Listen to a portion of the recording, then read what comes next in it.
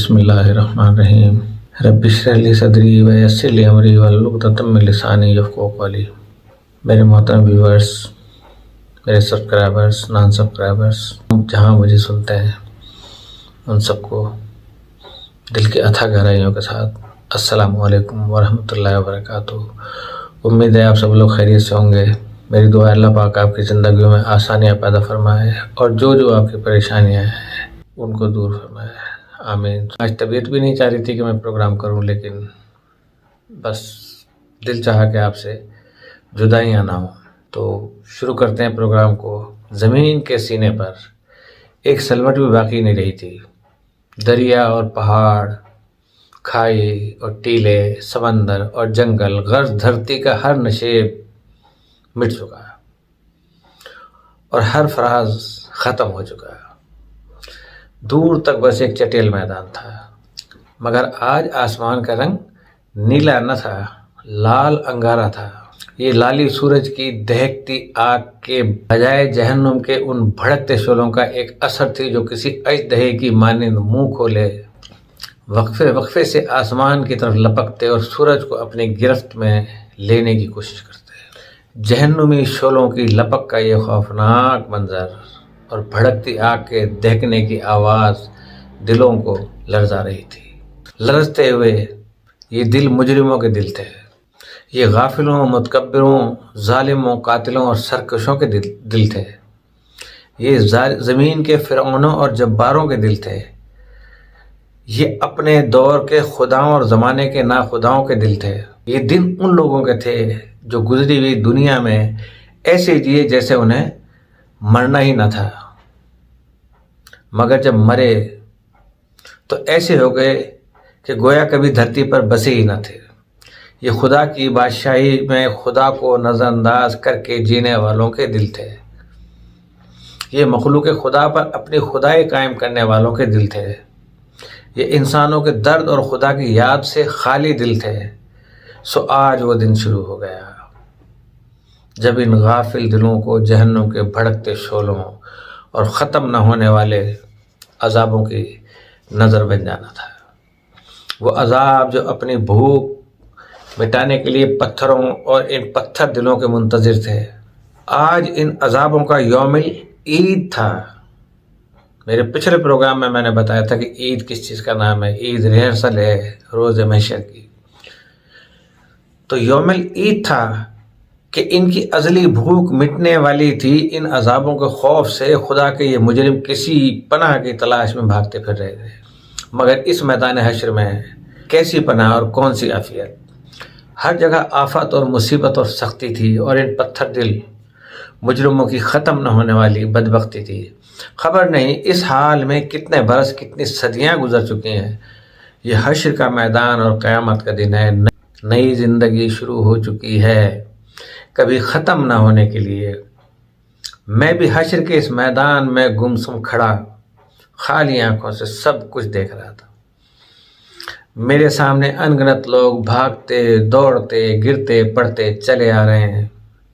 फ़ज़ा में शोले की भड़कने की आवाज़ों के साथ साथ लोगों के चीखने, चिल्लाने, रोने, पीटने और आहुजारी की आवाज़ें गूंज रही हैं। लोग एक दूसरे को बुरा भला कह रहे हैं, गालियां दे रहे हैं, लड़ झगड़ रहे हैं, इल्ज़ाम तराशियां कर रहे हैं, आपस में गुत्थम गुत्था है। तवज्जो से मेरी बातों को सुनिएगा। कोई सर पकड़े बैठा है, कोई मुंह पर खाक डाल रहा है, कोई चेहरा छुपा रहा है, कोई शर्मिंदगी उठा रहा है, कोई पत्थरों से सर टकरा रहा है, कोई सीना कुबी कर रहा है, कोई खुद को कोस रहा है, कोई अपने माँ बाप, बीवी, बच्चों, दोस्तों, लीडरों को इस तबाही का जिम्मेदार ठहराकर इन पर बरस रहा है। इन सब का मसला एक ही है, क़यामत के दिन आ गया है और इनके पास इस दिन की कोई तैयारी नहीं। अब ये किसी दूसरे को इल्ज़ाम दें या खुद को बुरा भला कहें, मातम करें या सब्र का दामन थामें, अब कुछ नहीं बदल सकता। अब तो बस इंतज़ार है कायनात के मालिक के ज़हूर का, जिसके बाद हिसाब किताब शुरू होगा और अदल के साथ हर शख्स की किस्मत का फैसला होगा। यकायक एक आदमी मेरे करीब चला आया। हाय, इससे तो मौत अच्छी थी, इससे तो कब्र का घड़ा अच्छा था। मैं इर्द गिर्द की दुनिया से बिल्कुल कट चुका था। یہ چیخ نما آواز مجھے سوچ کی وادیوں سے حقیقت کے اس میدان میں لے آئی جہاں میں بہت دیر سے گمسم کھڑا تھا۔ لمحہ بھر میں میرے ذہن میں ابتدا سے انتہا تک سب کچھ تازہ ہو گیا۔ اپنی کہانی، دنیا کی کہانی، زندگی کی کہانی سب فلم کی ریل کی طرح میرے دماغ میں گھومنے لگی۔ اس بھیانک دن کے آغاز پر میں اپنے گھر پر تھا اور اس گھر کا محل وقوع خارجی دنیا کے کسی شخص کو سمجھایا نہیں جا سکتا۔ ایک ظاہر بھی نظر کے لیے یہ گھر قبر کا ایک تاریک گڑھا، مگر دراصل یہ آخرت کی دنیا کا پہلا دروازہ تھا، وہ دروازہ جسے اندر سے نہیں کھولا جا سکتا۔ مجھے اس دروازے کو کھولنے میں کوئی دلچسپی نہیں تھی، کیونکہ اس دروازے سے گزر کر میں برزخ کی اس دنیا میں داخل ہو چکا تھا جس میں میرے لیے نہ ختم ہونے والی راحت تھی۔ اس روز مجھ سے میرا ہمدم دیرینہ دوست، میرا محبوب دوست صالح ملنے آیا۔ صالح وہ فرشتہ تھا جو دنیا کی زندگی میں میرے دائیں ہاتھ پر رہا۔ اس کی قربت موت کے بعد کی زندگی میں میرے لیے ہمیشہ باعث طمانینت تھی، اور آج بھی ہمیشہ کی طرح ہماری پر لطف گفتگو جاری تھی۔ دوران گفتگو میں اس نے پوچھا، یار یہ بتاؤ کہ تمہاری ڈیوٹی میرے ساتھ کیوں لگائی گئی ہے؟ بات یہ ہے عبداللہ کہ میں اور میرا ساتھی دنیا میں تمہارے ساتھ ڈیوٹی کیا کرتے تھے، وہ تمہاری برائیاں اور میں نیکیاں لکھا کرتا تھا۔ تم مجھے 2 منٹ بھی فارغ نہیں رہنے دیتے تھے، کبھی اللہ کا ذکر، کبھی اس کی یاد میں آنسو، کبھی انسانوں کے لیے دعا، کبھی نماز، کبھی اللہ کی راہ میں خرچ، کبھی خدمت خلق۔ کچھ اور نہیں تو تمہارے چہرے پر ہمہ وقت دوسروں کے لیے مسکراہٹ رہتی تھی، اس لیے ہر وقت کچھ نہ کچھ لکھتا ہی رہتا تھا۔ تم نے مجھے تھکا کر مار ہی ڈالا تھا، لیکن ہم فرشتے تم انسانوں کی طرح نہیں ہوتے ہیں، برائی کا بدلہ کہ برائی سے دیں، اس لیے تمہاری اس برائی کے جواب میں بھی دیکھ لو کہ میں تمہارے ساتھ ہوں اور تمہارا خیال رکھتا ہوں۔ صالح نے انتہائی سنجیدگی سے میری بات کا جواب دیا۔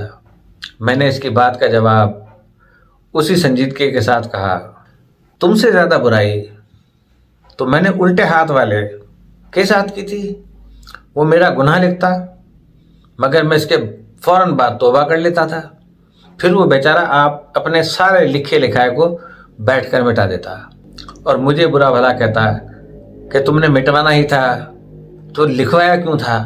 آخر کار اس نے تنگ آ کر اللہ تعالیٰ سے دعا کی کہ اس شخص سے میری جان چھڑائے، اس لیے موت کے بعد سے اب تم ہی میرے ساتھ رہتے ہو۔ یہ سن کر صالح ہنسنے لگا۔ فکر نہ کرو، حساب کتاب کے وقت وہ پھر آ جائے گا، قانون کے تحت ہم دونوں مل کر ہی تمہیں اللہ تعالیٰ کے سامنے پیش کریں گے۔ یہ بات کہتے کہتے اس کے چہرے پر گہری سنجیدگی کے آثار نمایاں ہو گئے۔ وہ بولتے بولتے چپ ہوا اور سر جھکا کر ایک گہری خاموشی میں ڈوب گیا۔ میں نے اس کا یہ انداز آج تک نہ دیکھا تھا۔ چند لمحوں میں اس نے سر اٹھایا تو اس کے چہرے پر ہمیشہ سے رہنے والی شگفتگی اور مسکراہٹ تقریباً رخصت ہو چکی تھی، اور اس کی جگہ خوف و حزن کے سایوں نے لے لی تھی۔ مجھے دیکھ کر وہ مسکرانے لگا، بلکہ مسکرانے کی ناکام کوشش کی۔ عبداللہ اسرافیل کو حکم مل چکا ہے، صالح کہتا ہے، خدا کا وعدہ پورا ہونے کا وقت آ گیا ہے، اہل زمین کی مہلت ختم ہو گئی، تم کچھ عرصہ مزید برزخ کے اس پردے میں خدا کی رحمتوں کے سائے میں رہو گے، مگر میں اب رخصت ہو رہا ہوں۔ اب میں تم سے اس وقت ملوں گا جب زندگی شروع ہوگی، تمہاری آنکھ کھلے گی، قیامت کا دن شروع ہو چکا ہوگا، اس روز میں تم سے دوبارہ ملوں گا۔ زندگی کے ہنگامے جاری تھے، بازاروں میں وہی چہل پہل اور گہما گہمی تھی۔ New York, Los Angeles, London, Paris, Shanghai, Delhi, Moscow, Karachi, Lahore, Islamabad, ہر جگہ رونق میلے لگے ہوئے تھے۔ رات کو دن کر دینے والی سیلابی روشنیوں میں 2020 کرکٹ میچ اور فٹ بال ورلڈ کپ کے مقابلے، ان کو دیکھتے اور تالیاں بجائے تماشائی، پب اور بار میں شراب پیتے اور کلبوں میں اسٹرپٹیز دیکھتے بدمست لوگ، ہالی ووڈ اور بالی ووڈ کے ایکشن اور تھرل، دا بیلی ڈانس اور فیشن شوز میں تھرکتی مٹکتی اپنے جسم کو اور جسم کی نمائش کرتے ہوئے اداکارائیں اس نمائش سے اپنی تجوریاں بھرتے، سرمایہ دار نئے دور کے لیے فاتحین عالم ملٹی نیشنل کمپنیوں کے مالکان اور ان کو اپنا علم و ہنر بیچ کر اپنے مستقبل کے خواب بننے والے باصلاحیت نوجوان، میڈیا کی چمک دمک، صحافت کے مرچ مسالے اور بازار سیاست کے ماند نہ پڑنے والے مکر و فریب کے ہنگامے، بازاروں میں گھومتے اور خریداری کرتے ہوئے مرد و خواتین اور ان کو بلاتی رجھاتی دکانیں، عمرہ کے عشرت قدوں میں گونجتے ساز و آواز، غربا کے جھونپڑوں میں فکر و افلاس، شادیوں کی تقریبات میں خوشی کے نغمے، جنازوں اور ہسپتالوں کے غم و الم کے سائے، خدا کے نام پر اپنے مفادات کا تحفظ کرتے اہل مذہب غریبوں اور ان کے مسائل سے ہمیشہ کی طرح بے نیاز اہل ثروت، کرپشن کی ناپاک کمائی سے اپنی جیبیں بھرنے والے سرکاری ملازم اور ملاوٹ و ذخیرہ اندوزی سے اپنی تجوریاں بھرتے ہوئے حرام خور تاجر، عوام کا استحصال کرتے اہل اقتدار اور دنیا پر اپنا غلبہ قائم رکھنے کے لیے منصوبہ بناتی سپر پاور سب اپنے اپنے مشغلوں میں کارناموں میں مگن تھے۔ اہل زمین جو ہمیشہ سے کرتے آئے تھے وہی کر رہے تھے۔ ظلم و فساد کی داستانیں، دھوکہ و فریب کی کہانیاں، حرص و حوث کی دوڑ، غفلت و سرکشی کے رویے، خدا اور آخرت فراموشی، سیاسی ہنگامے، معاشی جد و جہد، مذہبی جھگڑے، تفرقے بازی، طبقاتی کشمکش، ہر چیز ہمیشہ کی طرح جاری تھی۔ پیغمبر تو صدیوں پہلے آنا بند ہو گئے تھے۔ ایگریکلچر ایج اور انڈسٹریل ایج سے بدلی اور انڈسٹریل ایج انفارمیشن ایج سے بدلی، مگر انسانی رویے نہیں بدلے، ان کے غم بھی نہیں بدلے۔ وہی کاروبار و روزگار، پریشانیاں، وہی عشق و محبت کی ناکامیاں، وہی موت اور بیماری کے مسائل۔ اس وقت بھی انسانوں کے ہاں ہر غم تھا سوائے غم آخرت کے، ہر خوف تھا سوائے خوف خدا کے۔ آسمان کی آنکھ یہ دیکھ رہی تھی کہ خدا کی زمین کو ظلم و فساد سے بھر دینے والا انسان اب دھرتی کا ناقابل برداشت بوجھ بن چکا ہے۔ سو انسان کو بار بار ہلایا گیا۔ نبی آخر الزمان علیہ السلام کی پیشن گوئیاں پوری ہونے لگیں۔ ننگے پاؤں بکریاں چرانے والے عربوں نے دنیا کی بلند ترین عمارتیں بنا لیں، مگر انسانیت ہوش میں نہ آئی۔ نوح کے تیسرے بیٹے یافس کی اولاد یعنی یاجوج ماجوج کی نسل دنیا کے پھاٹکوں کی مالک بن گئی۔ عظمت کی ہر بلندی سے یہی یاجوج ماجوج ساکنان دنیا پر یلغار کرنے لگے۔ برطانیہ، روس، امریکہ، چین ایک کے بعد ایک دنیا کے اقتدار کی مسنت پر فائز ہوتے گئے۔ آسمانی صحیفوں کی تمام پیشن گوئیاں پوری ہو گئیں، مگر انسانیت پھر بھی ہوش میں نہ تھی۔ سونامی آئے، سیلاب آئے، زلزلے آئے، مگر انسانیت غفلت سے نہ نکلی۔ خدا نے انفارمیشن ایج پیدا کر دی۔ اس کے اجمی بندوں نے نبی عربی کے پیغام کو اٹھایا اور انسانیت پر حجت تمام کر دی، مگر انسانیت پھر بھی نہ سنبھلی۔